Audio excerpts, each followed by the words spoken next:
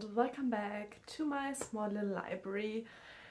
First things first, I changed my hair color to this orange one. I don't know, it seems to pick up really red on camera, so if it looks red, it is more like a neonish orange. But yeah, I thought for October and Halloween and, you know, just a little bit of something different, I wanted to go with orange. So yeah, I liked it. Please no bad words about it. But yeah, in today's video, this is going to kind of be part review, part love letter to one of my favorite sci-fi series. And I talked a lot about the series in different videos, you know, in my top 10, stuff like that, but I never did like a dedicated video to the series, and so today I want to rectify that and yeah, give you kind of an overview. This is going to be spoiler filled.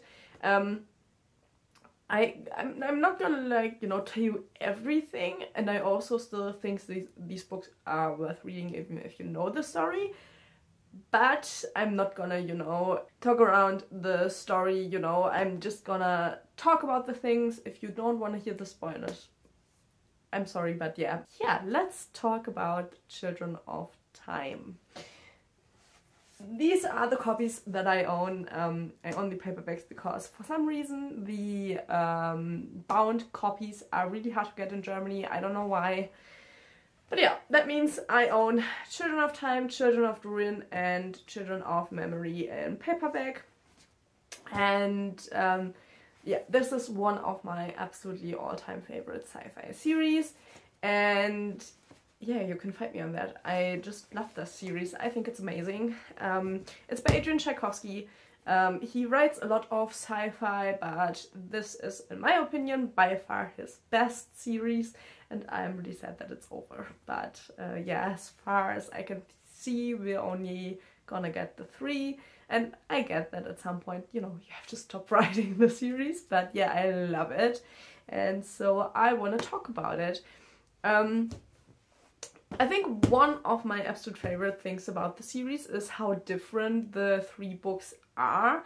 They all belong together and we have characters that we get through all of the 3 books, but every book focuses on a different planet and what lives on that planet. And I think that is really brilliant, because it's not like, you know, this incredibly big universe where we have like 20 different kind of aliens that all get together on a planet. We have secluded planets who kind of find each other, and then we build up the amount of aliens that we have, including the humans. But yeah, let's start with the first one, and I think the strongest book in the series, Children of Time. This one is it's one of my all-time favorite books. I don't know, I think the fact that it's about spiders in space, which is kind of cool. Well, not really in space, they're on a planet, but you know, the Earth went to the stars, and because they realized at some point, you know, it's not feasible anymore to stay on Earth, it just isn't working out, and so they sent arks out to, you know, rescue as many people as they can. And before they sent those arks out, they started a terraforming program, and they picked an arbitrary amount of planets that they thought were viable to terraform and to turn into different Earths, and to a few of those they sent arks. And after they did that, the Earth kind of fell to shit, and yeah. So Earth really isn't like a viable option anymore. And the first planet that we get to know about is the one in Children of Time. And the idea was to send some apes onto the planet and couple that with a virus.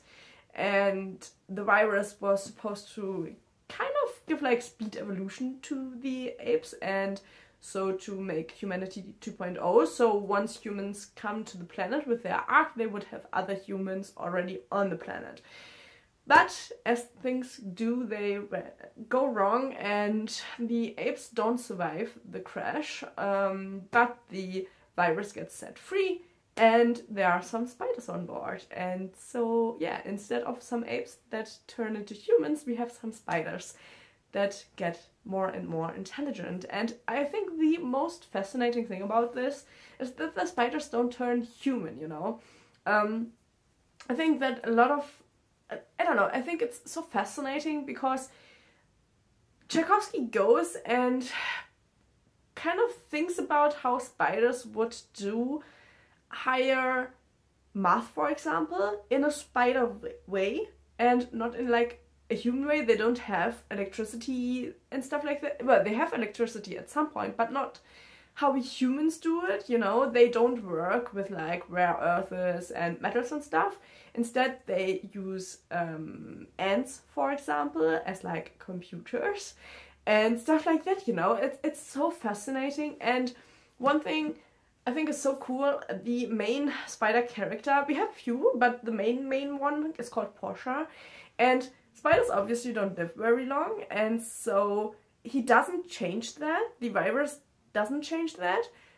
We just have like, you know, one Portia after the other, and they are all called Portia. And because of how the spiders evolve, they have memories they can give the other spiders. They pretty much like give them a part of them, and then the spiders get the memories. And so the new Portia always also has the memories of the old Portia for a lot of the stuff.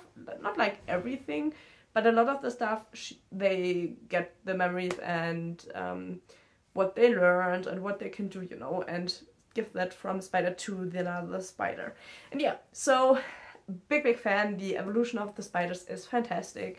We pretty much switch between the humans on the Ark and the spiders on the planet, and we get both. And then sometimes we get to know from a scientist who, she was pretty much the head of the terraforming of the virus experiment, and she got blasted into the orbit of the planet on like a rocket, and she's, well, a type of her is still in orbit around the planet, and she still thinks of it as her experiment. And yeah, she takes on kind of like a godlike personality. So sometimes we also hear from her, but we mostly hear from the humans and the spiders.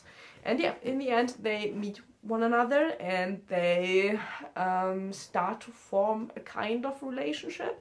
And that is where our part 1 ends. So yeah, I hope that weren't too many spoilers. Obviously, you know, there's a lot happening in the book. The book isn't that short. Let me look up how many pages it is, but yeah, we have nearly 600 pages, so it isn't a short book. And then this one is my favorite. You know, I just love spiders, but big spiders. Don't get at me with really small spiders or really ugly spiders, but I love me a good big spider, or jumping spiders. I'm a big jumping spider fan. We had one at home. The jumping spider kind of chilled with our dog on the bed, but yeah, we took her up and she was so pretty. I don't know, jumping spiders are just a whole different version of spider. I don't quite know which type of spider Portia is. I don't know if it's ever said or if I just don't remember it, but yeah, I don't know. She's some kind of spider. Yeah, and then obviously we have all of that story, and they then find out, you know, there are more arcs and they go to different planets, and they are kind of interested in seeing what happened to the other humans. And so in Children of Ruin, the second part, we then get the perspective of a different scientist, and he and his ship are kind of stationed outside of another planet, and the planet is mostly water. And so he experiments with octopi. Yeah, I think octopi is the right word. And so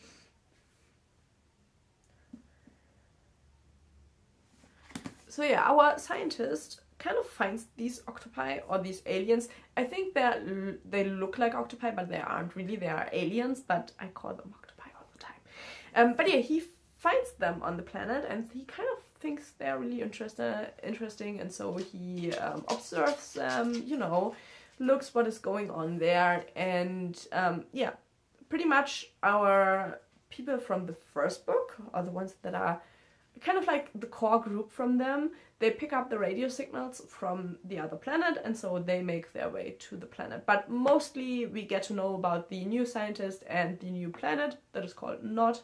And yeah, so we get to see a whole kind of different civilization turn up there, and the aliens go pretty much from purely water-based to where they always need kind of water, but you know, they go from the ocean on the planet up into the sky and into the orbit, and they do end up with space stations, which is really, really interesting. And he describes it so interesting because they do things totally different to the spiders and the humans, you know. We have like a totally different way to get into space and to get off the planet, and I think that is what makes the series so interesting.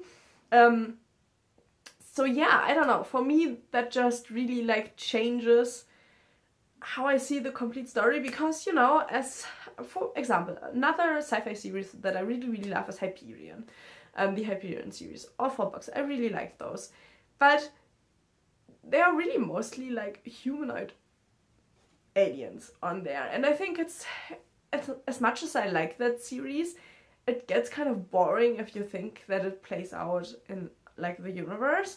And so that is why I love these so much, because it's so different, and we get to, like, you know, look at the aliens, how they evolve in comparison, you know, to our humans, and how we humans look at those aliens. And I like that even though there are a lot of, like, you know, problems between the humans and the aliens, in the end they kind of, like, you know, forge alliances and kind of, you know, try to live together and try to actually enjoy the universe together and find out what is out there, because they kind of all find the stars at the same time. So that is really interesting. But yeah, that is pretty much book 2.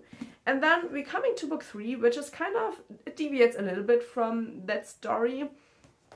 In Children of Memory, we have, well, the main characters that we have there are a combined group of people from these 2 books with like a few new additions that go to the next planet they get a signal from, and then we kind of get thrown into the story on that planet, and there are actually humans from an ark that landed on the planet, and the terraforming sadly wasn't done on that planet, so they had the problems that kind of the planet was a little bit livable but not livable enough, kind of.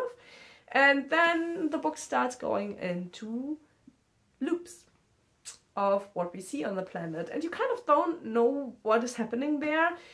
And parallel to that, we get the information of a different planet where there were also humans that, you know, got down on the planet, and then there were some ravens that got mutated on the planet, and now they have raven people, which also kind of play a role on our other planet that is stuck in the loop. And so pretty much most of the book is just figuring out the loop and what is going on there.